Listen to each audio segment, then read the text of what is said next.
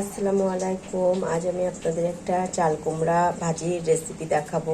এর জন্য আমার লাগবে প্রথমে চাল কুমড়াগুলোকে আমি বেগুনের মতো করে কেটে নিয়েছি এবং কিভাবে কেটে নিয়েছি আমি দেখাচ্ছি। এই যে এইভাবে কেটে নিয়ে আমি পকেটের মতো তৈরি করে নিয়েছি এবং আমি নুন দিয়ে এই যে প্রত্যেকটা আমি এভাবেই করে নিয়েছি আর নুন মাখিয়ে রেখেছি। এই যে 10 থেকে 15 মিনিট দেখুন কতটা পানি বেরিয়েছে, এই পানিটা আমি ফেলে দেবো।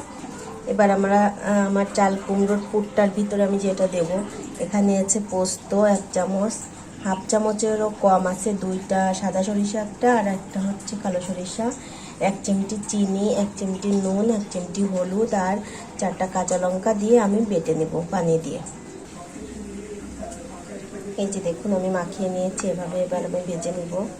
এই যে আপনারা এভাবে করে নেবেন, নিয়ে আমি এবার ভেজে নেব। আমি কিন্তু এখানে হলুদ দিইনি, এভাবে আমি তেলে দিয়ে ভেজে নেব, দেখাচ্ছি আপনাদেরকে। এই যে আমি দিয়ে দিলাম, যেভাবে আমি ভেজে নেব। আপনারা চাইলে একটু বেসন দিয়ে, নুন দিয়ে, হলুদ দিয়ে আর একটু মরিচের গুঁড়া দিয়ে বেসন গুলিয়ে এটাকে চুবিয়ে চুবিয়েও ভাজতে পারেন।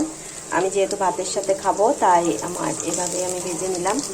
এভাবেও সুন্দর ভাজা হবে, সমস্যা নেই, দেখাবো আপনাদের। দেখুন একটা সাইড হয়ে গেলে আমি আর একটা সাইড উল্টে দিব। এই যে আমি উল্টে দিচ্ছি। এভাবে আমি প্রত্যেকটা 2 সাইড এভাবে ব্রাউন ব্রাউন করে ভেজে নেব, হালকা ব্রাউন করে আমি ভেজে নেব। এই যে দেখুন আমার ভাজা হচ্ছে। চুলার চালটা একটু কম রাখবেন। দেখুন একটা সাইড কত সুন্দর ভাজি করা হয়ে গিয়েছে আমার।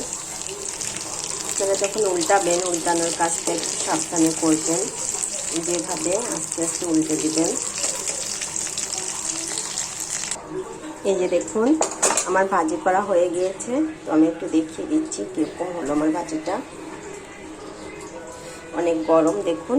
এই যে এটা কিন্তু ভাতের সাথে খেতে অনেক মজা, একদম সেদ্ধ হয়ে গিয়েছে। আপনারা এভাবে বানিয়ে খেয়ে আমাকে জানাবেন যে কেমন হলো। আর আপনারা যদি বেগুনের মতো করে খেতে চান তাহলে একটু অবশ্যই বেসন গুলিয়ে নিয়ে আপনারা যেভাবে আমি করেছি শুধুমাত্র বেসনে চুবিয়ে চুবিয়ে ভেজে নেবেন। ধন্যবাদ সবাইকে।